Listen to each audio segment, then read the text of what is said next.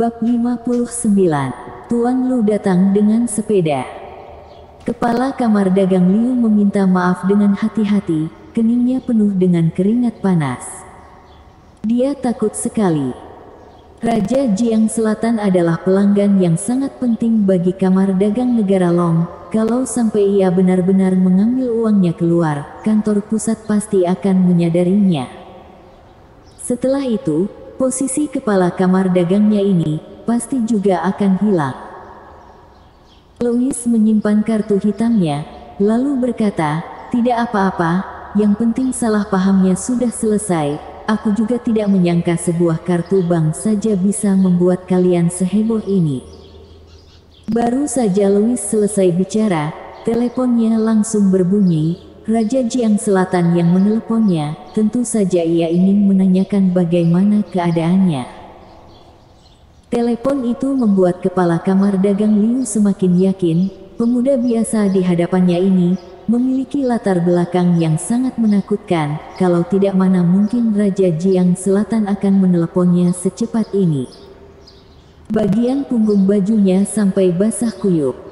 Kepala kamar dagang Liu pun pergi dengan penuh rasa terima kasih. Melihat ini hanya sebuah kesalahpahaman saja, kedua polisi itu pun segera pergi juga. Pasangan suami istri pemilik toko itu pun berkata dengan ketakutan, "Tuan Lu, kami berdua juga bukan sengaja, mohon maafkan kami berdua."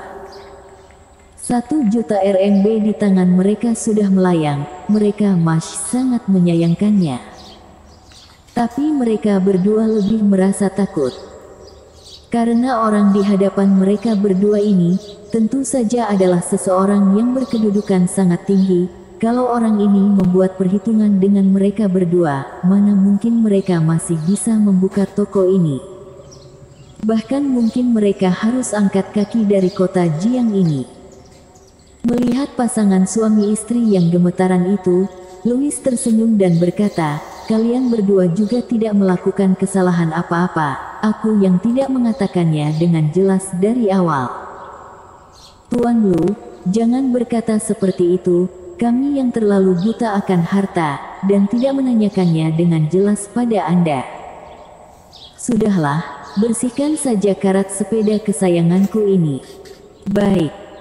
Sang pemilik toko segera mulai bekerja. Ia bekerja segesit mungkin, tidak hanya membersihkan karat di rangka sepeda itu, ia juga menyemprotkan cat terbaik dan mengganti rantai dan bautnya dengan yang baru.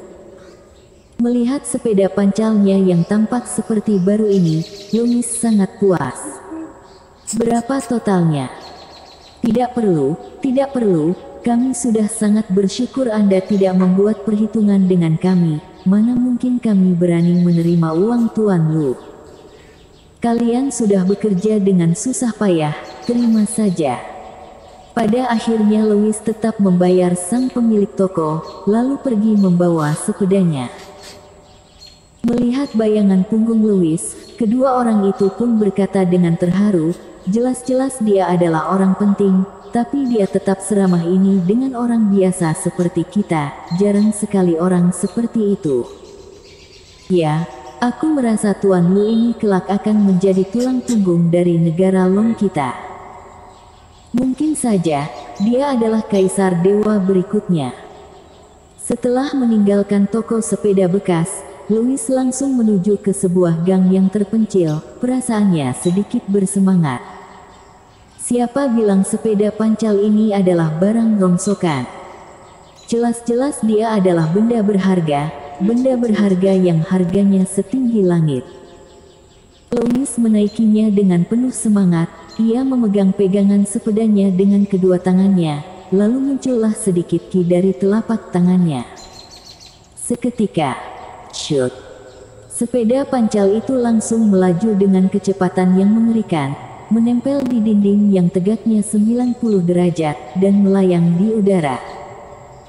Haha, entah orang jenius mana yang membuat benda ajaib ini, benar-benar benda ajaib yang bisa menghemat tenaga. Louis tertawa keras, sama sekali tidak perlu menginjak pedal sepedanya, sepeda pancalnya itu langsung menerobos gedung-gedung tinggi secara otomatis. Kecepatannya jauh lebih cepat dari kereta listrik. Ada sepasang kekasih yang sedang bertengkar di bawah. Yang pria berkata, "Sayang, jangan marah dong. Aku janji kelak tidak akan berbohong lagi padamu. Kalau sampai aku berbohong, kau boleh tidak mempedulikanku seumur hidup." Wah, sayang, cepat lihat, ada sepeda yang terbang di langit. Plak.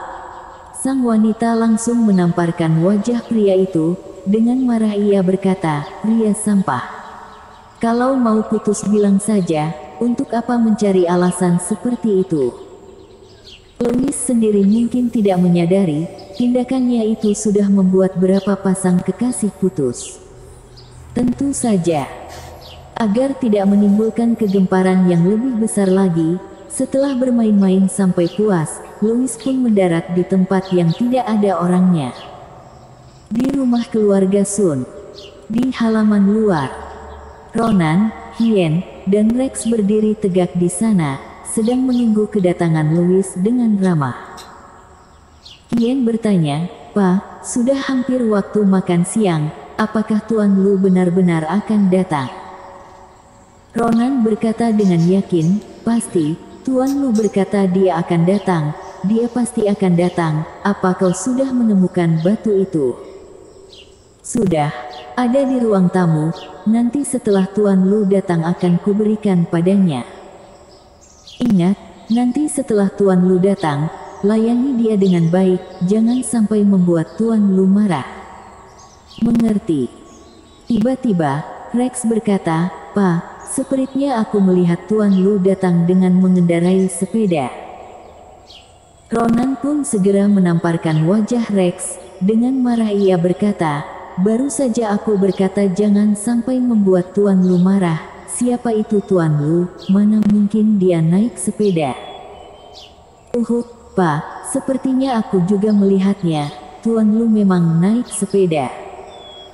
Baru saja Hien selesai bicara, sebuah sepeda pancal pun berhenti di hadapan mereka bertiga. Louis turun dari sepedanya dan berkata, "Tuan Besar Sun, apa kalian sudah menunggu lama di sini?" Dagu Ronan hampir lepas dari wajahnya. Ternyata Louis benar-benar mengendarai sepeda, tapi sepertinya sepeda pancal ini sangat familiar. Ronan pun tersadar, lalu ia berkata, "Tuan Lu, sepeda ini adalah sepeda yang Anda beli di kota barang antik tadi." "Ya, aku menyuruh orang untuk mengecatnya ulang, lumayan enak dipancal juga." Louis menepuk-nepuk kursi sepedanya, dan berkata dengan puas. Ketiga orang itu pun langsung memasang wajah aneh.